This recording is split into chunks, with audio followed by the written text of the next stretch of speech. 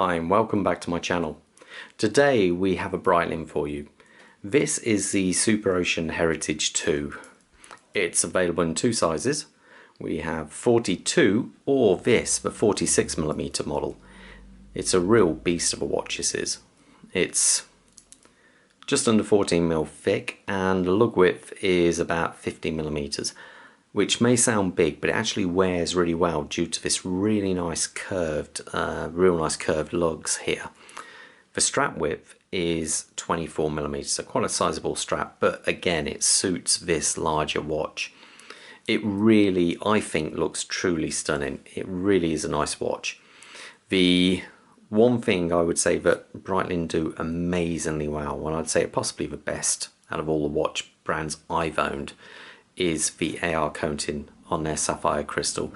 This is a domed Sapphire Crystal on this one, and the AR coating is just tremendous. It's one thing Breitling do, I think, so well. It really does look like you can just pick the hands off the dial. It just loses the sapphire so well.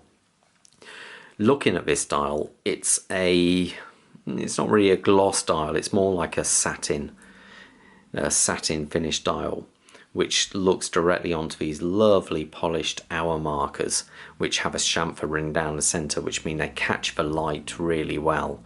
I like also the big fat sword style hands they have on this, and the way that the minute marker actually the minute hand hits the minute track. It's something I just always like to see on a watch. I always like the fact that you can set it incredibly accurately that way. There we go, just wind that away. As you can see, this one sports the newer style Breitling B logo. The older ones had the wings on the logo, where this one and many of the newer ones don't have that. We do have a date window at the 6 o'clock position. The only downside I would say is the lack of a luminescence material. Because this is a more of a dressy watch, they haven't really gone to town with the luminous material. You do have it on the hour hands and the tiny pips around the hour markers. It does have an luminous pip, though this isn't really what I'd call a dive watch, though it does have 200 meters of depth rating on there. It does have a nice crystal, a nice bezel. If I turn it now, let me just...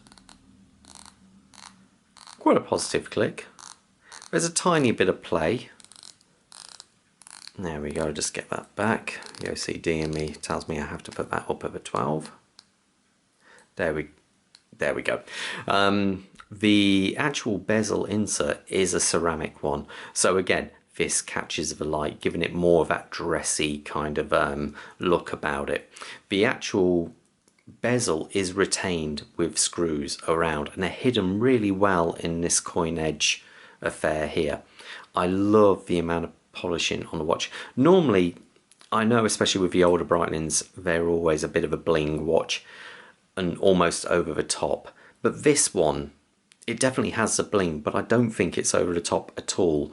I really do think this is more of a dressy kind of Breitling. Even though it's a bigger watch, it is definitely a dressy kind of, but dressy in a kind of shouting out way, if that makes sense.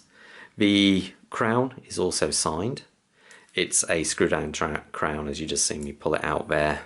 The movement in this watch is the Breitling B20, though that is actually based on the Tudor 5612. The only difference, as far as I can tell, is the Breitling doesn't have the silicon balance bridge. So I don't know why that is. If they get the movement a little bit cheaper, I really do not know. But it has 70 hours of power reserve, and is, as far as I know, it's supposed to be a very robust movement. It is a chronometer watch, so it runs within chronometer specs. The only downside is the movement is actually quite an attractive movement. It really is a nice looking movement, but unfortunately you don't get to see it on this watch, as you do have a solid case back, which is a little bit of a shame because it really is a nice movement to look at. The bracelet on this is this really fine mesh. I've had a few mesh bracelets on a few different watches, and to be fair, this would have to rank amongst the top. It really is a very, very fine, very fluid moving bracelet mesh. It does have adjustment. There are a couple of links in here which are screwed in, which you can actually remove and change. There is also 4 links on the clasp. A little bit of a shame, the clasp is only a pressed steel, but it is a high gloss finish and does its job very well. But at this price point, I would have liked to have seen a milled one. Let me quickly put it on the wrist. Now remember, my wrist is 7 inches and it's a big watch, but I feel it's not oversized big. I don't know, it's possibly 42 would be a bit better for me, but again, it does fit really well because of those lugs. But there you go, that is my little review of the Breitling Superocean. I hope you enjoyed, and I'll see you at the next video. Please feel free to like and subscribe, or leave any comments and leave any feedback in the comments below. All the best and stay safe. Bye.